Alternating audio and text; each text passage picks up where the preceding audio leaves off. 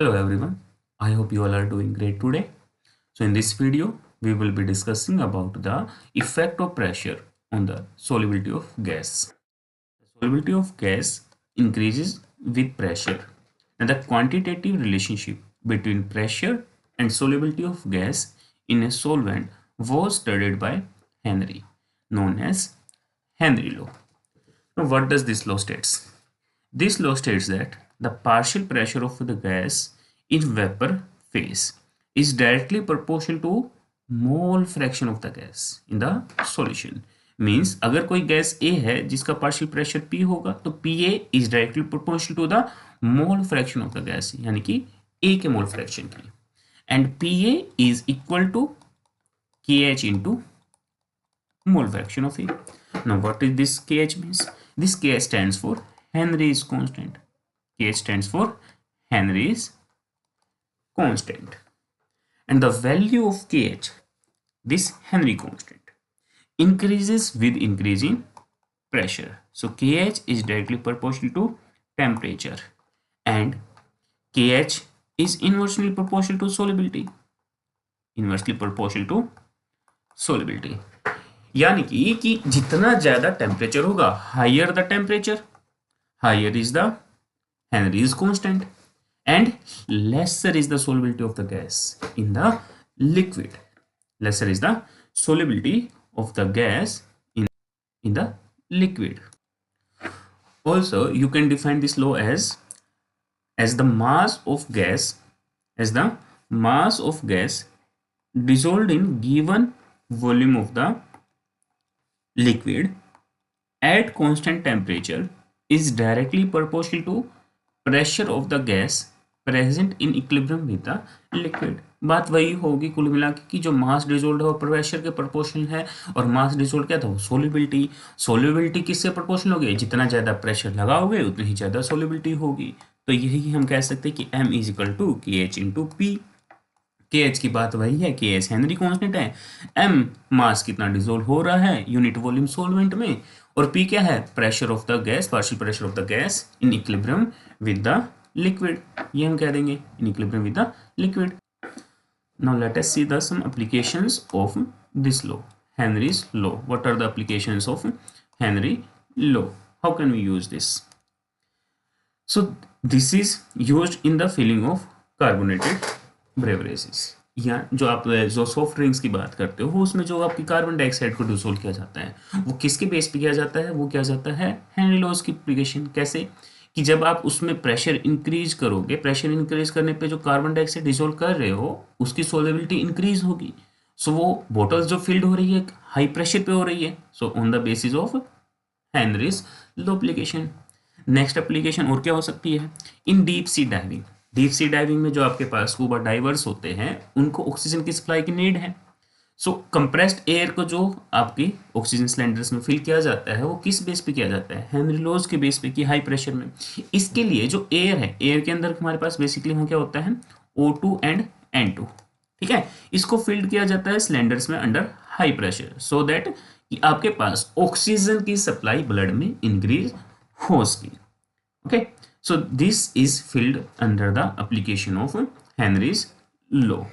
Next up कि scuba divers जब आपके पास डीप सी डाइविंग में जा रहे हैं तो एयर को डाइल्यूट किया जाता है हीलियम से. ऐसा क्यों? ताकि उसको हल्का कर सके, to avoid bends in scuba divers. अब ये क्या चीज़ है कि आपके पास जो नाइट्रोजन है उसके अंदर समटाइम्स क्या है, जब वो फास्टली अप आ रहे हैं, स्कूबा डाइवर्स डाइविंग के बाद जब अप आ रहे हैं टुवर्ड्स द सरफेस, है ना, तो जो डिसॉल्व्ड गैसेस है प्राइमरली यहाँ पर कौन सी है, N2.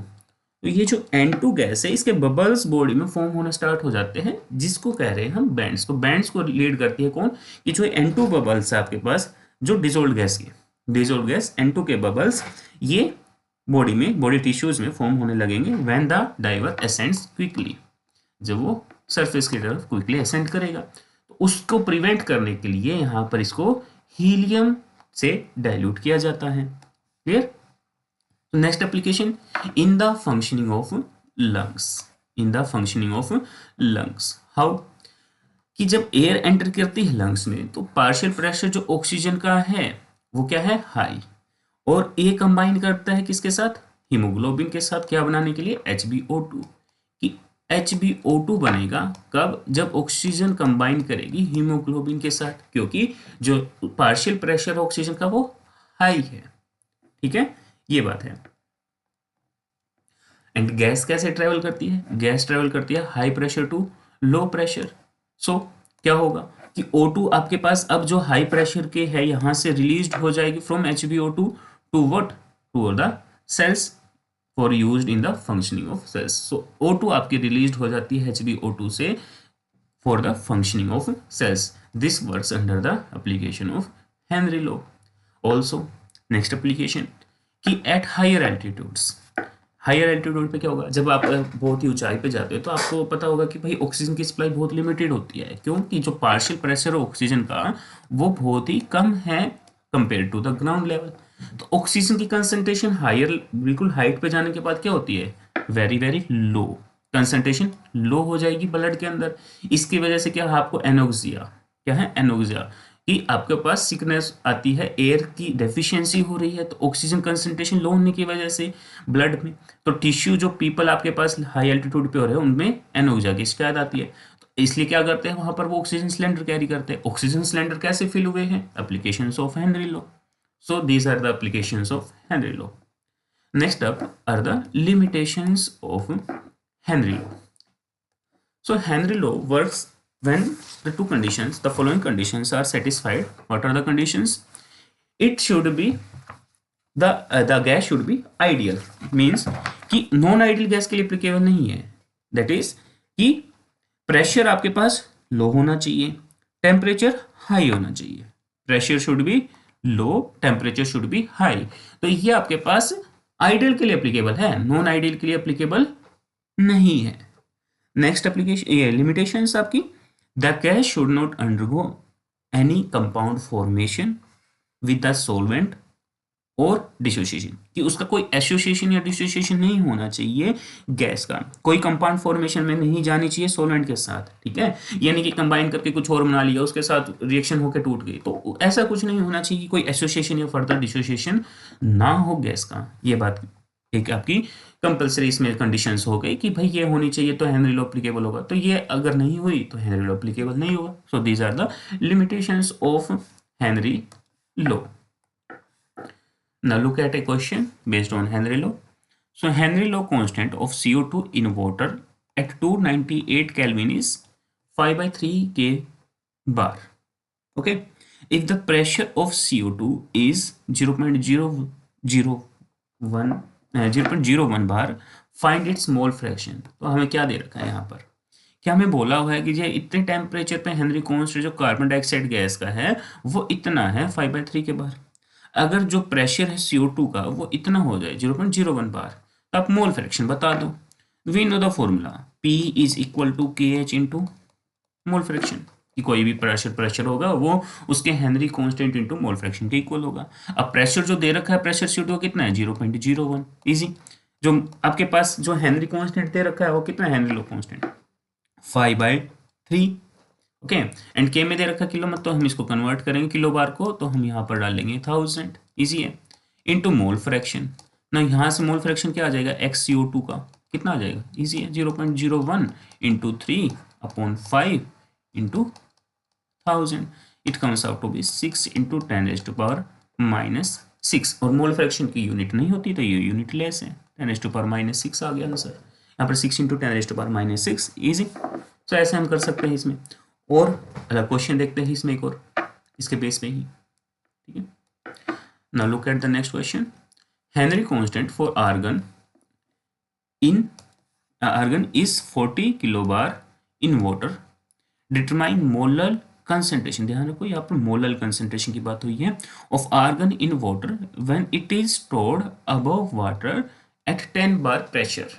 So mole fraction is equal to P/KH। कैसे, ये बेसिक फॉर्मूला तो आपको अब पता ही चल गया, यहाँ पर P is equal to KH into mole fraction. यहाँ से हमने इसको बस रीअरेंज किया है मोल फ्रैक्शन के लिए, है ना, मोल फ्रैक्शन के लिए रीअरेंज करें तो मोल फ्रैक्शन क्या आ गया, प्रेशर गिवन कितना है यहाँ पर 10 बार, देखो प्रेशर गिवन कितना है 10 bar pressure, upon KH Henry's constant, Henry's constant कितना है देखो 40 किलो बार। 40 किलो बार को फिर से कन्वर्ट करेंगे तो 40 इंटू 10⁻³ यानी कि 1000 से मल्टीप्लाई हो गया, कोई इश्यू यहाँ पर नहीं है, ठीक है ना। तो इसको सोल्व करेंगे तो अगर हमारे पास तो आ जाएगा 2.5 इंटू 10⁻⁻4। 2 पॉइंट सोल्व करने पे क्या आ रहा है 2.5 into 10⁻⁻4।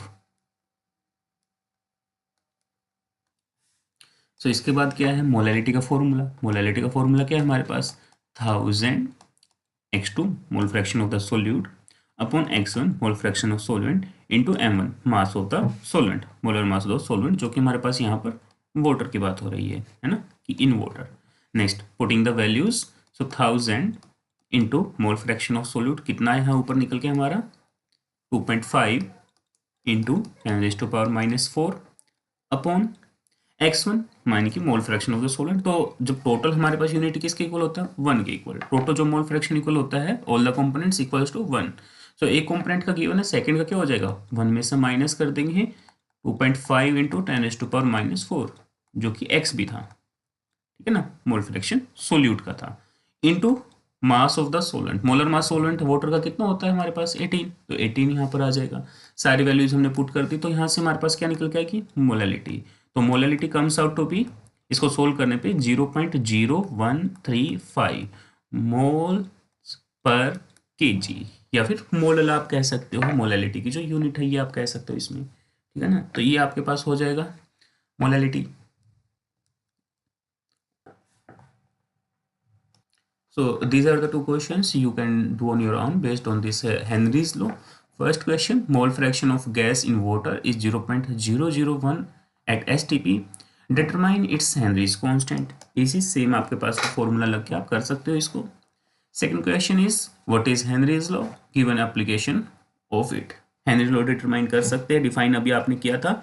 It states that the solubility of a gas in liquid is directly proportional to its partial pressure over the liquid surface. Mathematically जो आपके पास PA है वो KH into XA. Here P is the partial pressure of the gas, KH is the Henry's constant, Henry's law constant, KXA is the mole fraction of the gas in the solution. Application की बात करें तो application आपने अभी soft drinks की बात की थी कि जो सॉफ्ट ड्रिंक्स में बॉटल्स है या कैंस हैं, दीज आर फिल्ड और sealed under high pressure and as soon as we open the can the pressure drops. तो जो फिज बनती है आपके पास बोटल्स के जो कार्बोनेटेड ड्रिंक्स के अंदर, वो कार्बन डाइऑक्साइड जो आपकी है वहां पर वो एस्केप करती है ड्रिंक से, तो वहां से आपके पास फिज बनती है। ओके, तो ये एप्लीकेशन बता सकते हो। और जो फर्स्ट क्वेश्चन ऊपर तो दिया हुआ है वहां पर भी आप एप्लीकेशन ये लो है जो इसका एक्सप्रेशन यूज करके निकाल सकते हैं। मोल फ्रैक्शन आपको निकालना है, आपको नहीं मोल फ्रैक्शन आपको गिवन है और आपको हेनरी कांस्टेंट बताना है, ठीक है। तो गिवन है हमारे पास मोल फ्रैक्शन, आपको KH बताना है यहाँ पर क्वेश्चन, ठीक है, कर सकते हैं इसको, ये आपको ट्राई करना है। हाँ, एक चीज़ मैं बता देता हूँ आपको, थोड़ी सी कंफ्यूजन ना हो कि आपको भाई KH तो निकालना, फॉर्मूला तो अभी आपने पढ़ा PA equal to KH into XA।